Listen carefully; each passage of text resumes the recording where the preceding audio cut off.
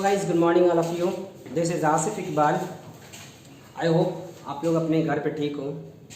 जैसा कि आज का टॉपिक है गॉस लॉ के बारे में, और गॉस लॉ पूरे चैप्टर का समझो कि स्केलेटन है कह सकते हैं, मतलब रीढ़ का हड्डी कह सकते हैं। मतलब इसको इसके बिना आप नहीं कुछ सीख सकते हैं।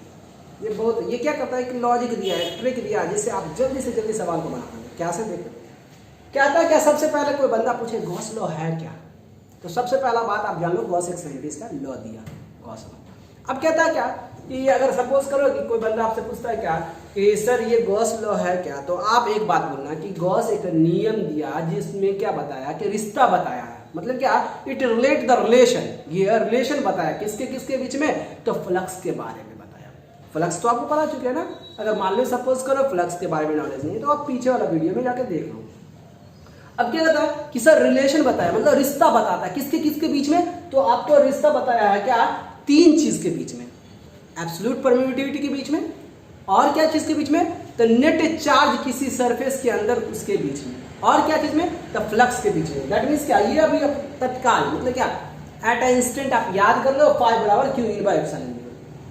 ये हमारे पास क्या हुआ, गॉस बोला था। अब गॉस का नियम क्या है वो बताना। मतलब कोई बंदा पूछे ना गॉस क्या क्या आप बोला, तो कहा देना कि गॉस जो एक साइंटिस्ट है जो तीन को चीज के बारे में रिलेशन बताया, और वो क्या स्टेटमेंट है उसको डिफिनेशन में क्या बोला गया वो देख लेते हैं। तो इसका डिफिनेशन बोलता है कि टोटल फ्लक्स, समझ पा रहे, टोटल फ्लक्स। तो आप अगर अब देखो यहाँ पे से कि सपोज करो कि देखो ये तो अपने रिलेशन बता दिए। अब इसी में चीज में हम लोग देखते हैं डिफिनेशन में कैसे कैसे हम लोग पकाते हैं। डिफिनेशन को देखते हैं, कहता है क्या, सपोज कीजिए कि क्यू एक स्फीयर है, मान लो एक स्फीयर है, एक स्फीयर है, यहाँ पे जो है क्यू इन चार्ज है। मतलब क्या कि ये एक चार्ज है, चार्ज को चारों तरफ से कोई स्फीयर घेर लिया, समझ पा रहे हैं, चार्ज को चारों तरफ से एक स्फीयर घेर लिया। मतलब ये भी कह सकते हैं चार्ज के अंदर स्फीयर है, इतना चीज याद है, मतलब चार्ज है उसको स्फीयर से घेरा हुआ है। अब क्या कहता है क्या कि क्लोज सरफेस, कहता है क्या, देखिए ना, टोटल फ्लक्स, इसके द्वारा जो फ्लक्स होगा, टोटल फ्लक्स इनक्लोज, देखिए total flux enclose by close surface और लूप, ये लूप है ना हुआ, वो क्या इज इक्वल टू, मतलब क्या, टोटल फ्लक्स जो है ना पाई, देख रहा डिफिनेशन, इज इक्वल टू क्या कर रहा है, रेशियो। रेशियो मतलब क्या, रेशियो मतलब कि फ्रैक्शन, किसका किसका रेशियो बोला जा रहा है, net charge enclose by loop. Sir इसके अंदर कितना चार्ज है वो चीज, समझ पा रहे हैं। अब क्या होता है कि सर इस चीज को देख लिए, एंड एब्सोल्यूट परमिटिविटी, यही मेरा एब्सोल्यूट परमिटिविटी मतलब epsilon zero. Sir epsilon zero का मान तो आप जानते करते हैं 9 × 8.85 पूरे 10⁻11 इस तरह से था। तो आपको वहां पे से पकड़े हुए इस चीज को अपने ध्यान में रखना है।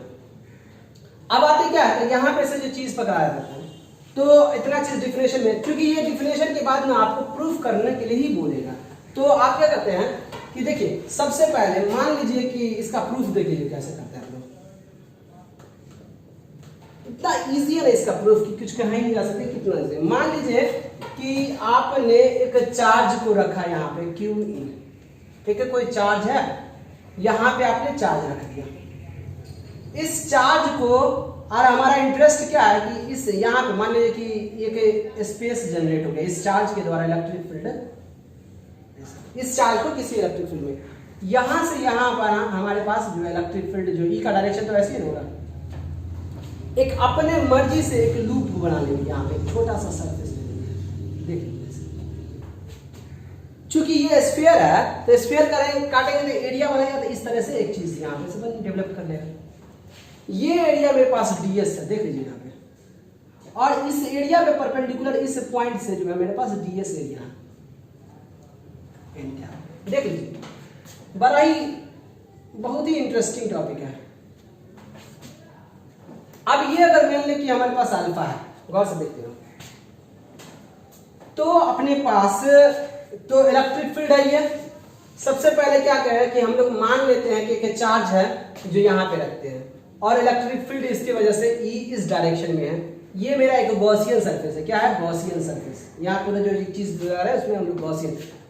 अब बोलोगे सर गॉसियन सरफेस मतलब क्या, सर वैसा कोई भी सरफेस जिस पे गॉस लॉ को एप्लीकेबल किया जा सकता है उसको गॉसियन सरफेस कहते हैं, या गॉस लॉ को प्रूव करने के लिए जो भी सरफेस बनाते हैं एज्यूम सरफेस होता है, इसको इमेजिनरी सरफेस बोलते हैं, तो हम लोग गॉसियन सरफेस के नाम से जानते हैं। प्रूफ में क्या करते हैं कि हम लोग जानते हैं, क्या चीज जानते हैं, E बराबर या फ्लक्स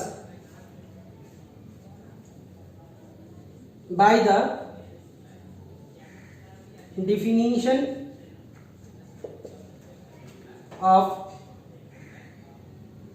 फ्लक्स का डिफिनेशन बताओ। तो सर आपको कोई ऐसा बंदा नहीं होगा जो फ्लक्स का डिफिनेशन नहीं जानता था। फ्लक्स का डिफिनेशन होता है क्या, आप ही बता दो सर। फ्लक्स का डिफिनेशन फाई बराबर या डी फाई बराबर क्या लिखते हैं, ई डॉट डी एस लिखते हैं या नहीं लिखते हैं, प्लीज बोलिए।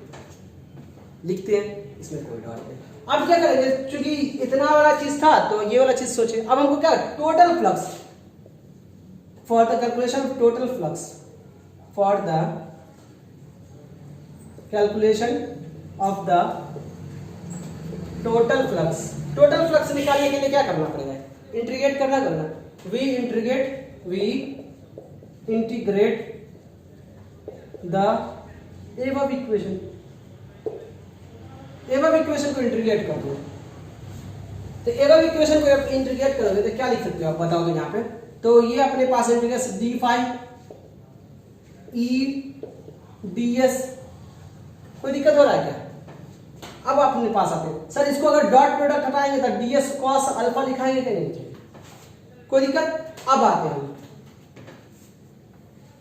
अब यहां पे से देखिए तो आर कभी बदल सकता है क्या, आर तो नहीं बदल रहा है यहाँ पे।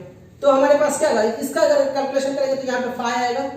ये वाला जो चीज है ई, इसको हम लोग क्या लिख सकते हैं, इस ई को हम लोग लिख क्या सकते हैं, के क्यू बटे R square into D S cos alpha, इस तरह का चीज। अब जब इतना चीज कर लेते हैं, आप बताओ के भी कांस्टेंट क्यू भी कांस्टेंट, तो अपने पास क्या लिखेंगे, फाई बराबर के क्यू और integration D S cos alpha by R square. याद है, इसी चीज को हम लोग सॉलिड एंगल बोलते थे। इस चीज को क्या बोलते थे, सॉलिड एंगल। और सॉलिड एंगल का मान कितना होता था, 4 पाई। कोई दिक्कत। तो सर जब अपने पास इतना चीज समझ में आया तो आप बताओ यहाँ पे, तो सर फाई बराबर क्या लिख सकते हैं, सर के का मान क्या होता है, 1/4 पाई एप्सिलॉन 0 इनटू क्यू। अभी क्यू है कितना यहाँ पे, तो क्यू इन, क्यू है कितना, क्यू इन। इधर ये चीज एरिया क्या है, सॉलिड एंगल 4 पाई। सर 4 पाई से 4 पाई कैंसिल आउट, तो अपने पास जो हमारे पास बन के क्या आया, देखिए हमारे पास बन के आया फाई बराबर व्हाट, तो फाई बराबर Q in by epsilon not. इसी को ना प्रूफ करना था।